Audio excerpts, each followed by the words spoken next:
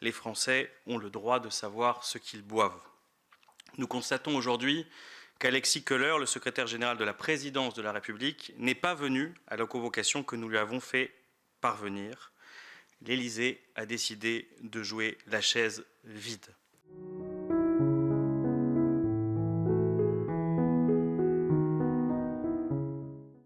Je vais à présent, pour la parfaite information de nos concitoyens, rappeler la situation dans laquelle nous sommes.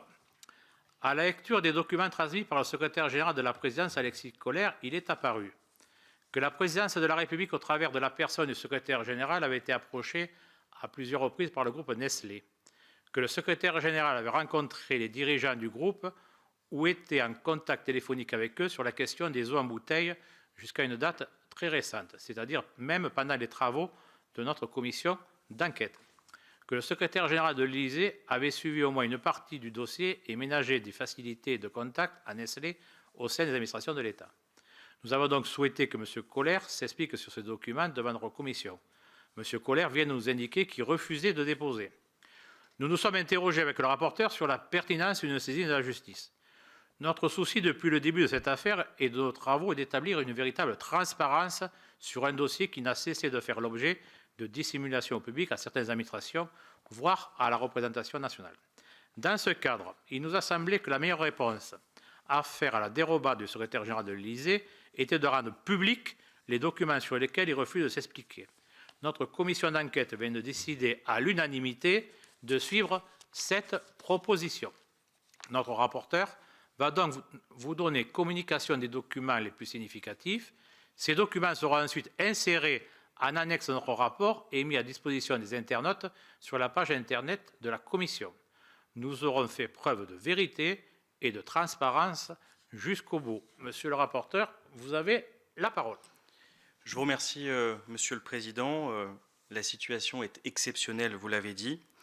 Notre commission d'enquête a un mandat, faire la vérité sur le scandale des pratiques des industriels des eaux en bouteille et en particulier analyser la réponse des pouvoirs publics face aux agissements de la société Nestlé Waters. Nous avons demandé cette commission d'enquête avec mes collègues du groupe socialiste car nous défendons une idée finalement assez simple. Les Français ont le droit de savoir ce qu'ils boivent. Nous constatons aujourd'hui qu'Alexis Kohler, le secrétaire général de la présidence de la République, n'est pas venu à la convocation que nous lui avons fait parvenir. L'Élysée a décidé de jouer la chaise vide. Cette décision, soyons honnêtes, elle est lourde. Elle instille le poison du doute et constitue un affront à la représentation nationale et surtout un refus d'aller au bout de la vérité devant les Français. Cette décision, elle est pour nous, le Président l'a dit, incompréhensible. M. Kohler nous oppose la séparation des pouvoirs pour ne pas venir répondre à nos questions. C'est incompréhensible car s'il y avait une difficulté de principe de cet ordre, de cette nature, l'Élysée ne nous aurait pas transmis les documents, les mails, les notes, les échanges de collaborateurs de la présidence de la République sur cette affaire.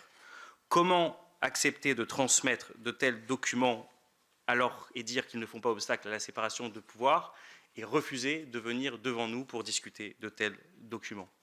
Deuxièmement, cela est incompréhensible car M. Victor Blonde, conseiller partagé entre Matignon et l'Élysée, qui était chargé de ce dossier au sein de l'Élysée, est venu répondre à nos questions sans invoquer à aucun moment le principe de la séparation des pouvoirs. Je le dis donc solennellement, il n'y a pas de dispense pour Alexis Kohler. L'Élysée n'est pas une cité interdite. Et donc, Monsieur le Président, à situation exceptionnelle, mesure exceptionnelle, nous allons faire toute la transparence sur ce que nous savons de la présence de l'Élysée dans cette affaire. Nous avons donc décidé de faire un acte inédit. Nous avons reçu un total de 74 pages de documents, ce qui démontre d'ailleurs la densité des échanges entre Nestlé et l'Élysée.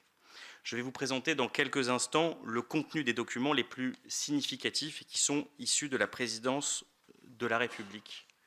Mais surtout, tous les documents, et je dis bien tous les documents en notre possession, seront publiés dans leur intégralité, en ligne et annexés à notre rapport et nous venons, comme le Président l'a dit, d'en délibérer avec les membres de notre commission. Et je vais donc maintenant vous présenter les principaux points qui nous avaient conduits à demander l'audition d'Alexis Koller pour que chacun puisse en être informé. Voilà les faits. Le 11 juillet 2022, le secrétaire général de l'Élysée, accompagné de Victor Blonde, conseiller Matignon et Élysée, comme je l'ai dit, que nous avons entendu, rencontre Marc Schneider, directeur général de Nestlé, dans le cadre du sommet Choose France. Deux sujets de préoccupation selon Victor Blonde, les suites de la triste affaire Buitoni et le dossier Nestlé Waters. Je cite, « Remise d'un rapport IGAS cette semaine après enquête DGCCRF mettant en évidence un usage trop important de filtration pour corriger la qualité des eaux Vittel, Contrex et Épar, avec de potentiels impacts sur les sites concernés et un enjeu de com pour bien gérer la séquence. Tout y est ou presque. L'Élysée sait qu'il y a un problème de qualité des eaux et Nestlé a mis les pouvoirs publics sous pression à propos des risques pour les sites. » Le 26 septembre 2022, l'Élysée reçoit des cabinets Industrie et Santé une note conjointe destinée à préparer une rencontre entre Nestlé Waters et la présidence de la République. Cette note propose notamment d'autoriser Nestlé, au-delà de toute réglementation, d'utiliser une filtration à 0,2 microns, d'autoriser la production d'épars à titre transitoire, je cite, entre les guillemets, sur tous les forages, alors que certains de ces forages ont des, ouvrez les guillemets, vulnérabilités, euphémisme pour parler en réalité de contamination régulière. En février 2023, l'Élysée reçoit le projet de bleu interministériel autorisant Nestlé Waters, par une interprétation très contestable des textes, à pratiquer la microfiltration à 0,2 microns, puis le bleu tel que validé par Matignon. Le 23 janvier 2024, M. Koller est sollicité par le lobbyiste de Nestlé Waters, Nicolas Bouvier, pour un échange, je cite encore une fois, dès que possible dans la journée, avec Marc Schneider, directeur général de Nestlé. Manifestement, il y a urgence. Nous apprenons par un courrier de Victoire Vandeville du 23 janvier 2024 que le directeur général de Nestlé s'inquiète de l'enquête en cours menée par Le Monde et Radio France qui va sortir une semaine plus tard. Je note le 1er février 2024 un courriel de Victor Blonde, toujours conseiller à l'Élysée et à Matignon, qui indique à la présidence, au cabinet Industrie et au cabinet Santé, même si la pression de l'enquête de presse diminue, voilà une version reformatée des éléments de langage sur l'affaire Nestlé Waters. Ces éléments de langage visent à dédouaner l'exécutif et accumulent les imprécisions. Par exemple, ils affirment que la justice est saisie, alors que ce n'est le cas qu'à Épinal, mais pas sur les affaires Alma dans l'Allier, ni dans l'affaire Perrier dans le Gard. Autre exemple, les EDL affirment, je cite, « Il n'existe pas de risque sanitaire lié à la qualité des eaux embouteillées. De fait, la mise en place de ces traitements renforce plutôt la sécurité sanitaire. » Cette présentation est parfaitement spécieuse car il y a traitement interdit précisément parce qu'il y a un enjeu sanitaire sur la qualité de l'eau. Le 10 octobre 2024, alors que la proposition de commission d'enquête au Sénat existe déjà, le secrétaire général de l'Élysée reçoit le nouveau directeur général de Nestlé, Laurent Frex, accompagné de Muriel Liénot, présidente de Nestlé Waters. Dans la note qui lui est fournie par ses services à cette occasion, nous lisons « Pendant de nombreuses années, des eaux vendues comme de sources ou minérales ont subi des techniques de purification interdites pour traiter des contaminations d'origine bactérienne ou chimique. » En juillet dernier, la Commission a publié un rapport d'audit ciblant l'incapacité des autorités françaises à enrayer les fraudes de l'entreprise. Le 14 octobre 2024, Nicolas Bouvier, lobbyiste de Nestlé Waters, relance le secrétariat de M. Koller, celui-ci ayant indiqué à Laurent Frex, directeur général de Nestlé, lors de leur entretien du 10 octobre, qu'il fournirait les bons contacts à solliciter au sein des ministères. Le jour même, Alexis Koller recommande de contacter Matignon et les directeurs de cabinet des ministères de la Santé et de l'Industrie, alors respectivement Geneviève Darrieussecq et Marc Ferracci. Le 17 décembre 2024, notre commission est ancrée depuis presque un mois. Nicolas Bouvier, lobbyiste de Nestlé Waters, encore lui, sollicite à nouveau Alexis Koller pour un entretien avec Muriel Liénot, présidente de Nestlé Waters, le plus rapidement possible. Encore une fois, j'ouvre les guillemets. Une mention manuscrite nous indique que le secrétaire général de l'Élysée l'a rappelé le lendemain, le 18 décembre 2024. Ce jour-là, 18 décembre 2024, le secrétaire général de l'Élysée reçoit de Benoît Faraco, conseiller énergie, environnement, transport et agriculture à la présidence de la République, un courriel vraisemblablement destiné à cadrer la situation pour l'entretien qui se prépare. Dans ce courriel figure notamment un chapitre intitulé « Problème de Perrier, les nappes dont dépendent les sources sont de plus en plus régulièrement polluées, notamment de sources bactériologiques et en partie de matière fécale. Cela disqualifie donc régulièrement les eaux qui doivent être traitées pour être rendues propres à la consommation, ce qui constitue une grosse perte de valeur pour les entreprises. » Je ferme les guillemets. Un peu plus loin, j'ouvre les guillemets, le cadre réglementaire a évolué un peu mais reste complexe et l'administration a été plutôt allante, mais in fine, cela créera des problèmes entre les marques. Ceux qui ont une eau pure n'ont pas intérêt à ce que leurs concurrents puissent utiliser des techniques de purification, fermez les guillemets. Le 18 décembre 2024, toujours, Mathias Ginet, conseiller agriculture à la présidence, indique « Je pense qu'elle, il parle de Muriel Liénot, veut parler du sujet Perrier à la suite de la fuite du rapport de l'ARS avant-hier. Il s'agit du rapport d'inspection du site de Vergès, inspection intervenue à l'été 2024. Le sujet, je continue la citation, est le maintien de l'appellation eau minérale naturelle. Par dérogation, en 2023, le site avait été autorisé à utiliser des techniques de microfiltration.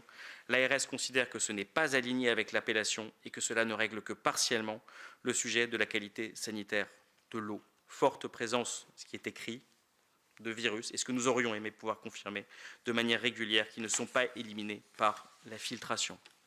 Toujours ce 18 décembre 2024, Claire Vernet-Garnier, conseillère industrie, innovation et numérique à l'Élysée, transmet un courriel à Alexis Kohler qui évoque plusieurs sujets. Je cite « Pendant plusieurs années, sur de nombreux sites, Nestlé Waters a usé de traitements de désinfection de ces eaux minérales pour éviter toute contamination bactérienne ou virale, tout en continuant à vendre les bouteilles sous l'appellation eau de source ou eau minérale naturelle.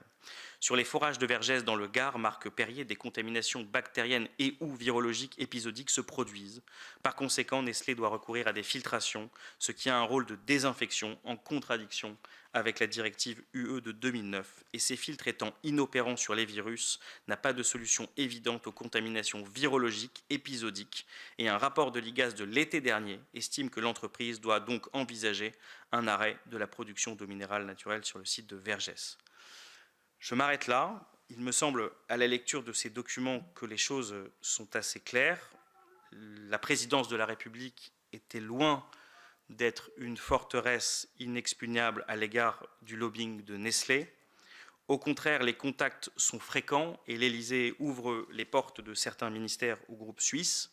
La présidence de la République savait au moins depuis 2022 que Nestlé trichait depuis plusieurs années. Elle avait conscience que cela créait une distorsion de concurrence avec les autres minéraliers. Elle avait connaissance des contaminations bactériologiques, voire, c'est un point essentiel, virologiques sur certains forages. Et donc, évidemment, les questions que j'aurais aimé que nous puissions poser à M. Kohler s'il avait saisi l'occasion de faire la lumière sur les parts d'ombre de ce dossier sont assez simples. Pourquoi ne pas avoir donné des instructions simples de respect de la loi au ministère, instructions qui auraient évité les palinodies de la concertation interministérielle de février 2023 qui aboutit tout de même à ce que le gouvernement autorise une microfiltration à un industriel Nestlé qui est hors des clous, microfiltration qui de surcroît ne règle pas vraiment le problème des contaminations. Pourquoi personne au sein de l'exécutif et surtout pas la présidence ne prend-il ce dossier à bras-le-corps pour en dégager le véritable enjeu, protéger nos ressources en eau minérale naturelle et les droits du consommateur et aboutir à une réglementation européenne davantage harmonisée. Enfin, pourquoi avoir donné tant de place à Nestlé dans les discussions alors que les autres groupes minéraliers comme Danone ou Alma, pourtant français, ne font l'objet d'aucune sollicitude particulière et ne sont même pas consultés lorsqu'il s'agit de modifier la réglementation? Pourquoi cette position de Nestlé alors que l'Élysée sait que ce groupe triche depuis des années? Voilà ce que je voulais partager avec vous. J'en conclus, peut-être, Monsieur le Président, en vous indiquant que tout au long de cette commission d'enquête, la société Nestlé Waters n'a eu de cesse de remettre en cause notre légitimité et qu'il ne s'est pas passé un mois sans que nous ne recevions un courrier qui questionnait jusqu'à notre existence. Aussi, aujourd'hui, le secrétaire général de l'Élysée a refusé de déposer devant nous.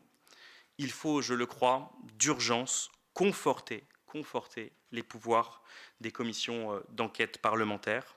L'Assemblée nationale et le président de la Commission des finances, Éric Coquerel, ont choisi de porter devant la justice cette question et je vous le dis, en ce qui me concerne, je considère cela comme légitime. Nous voulons, nous, aller plus loin et porter notre pierre à l'édifice et pour notre part porter le sujet devant le Parlement.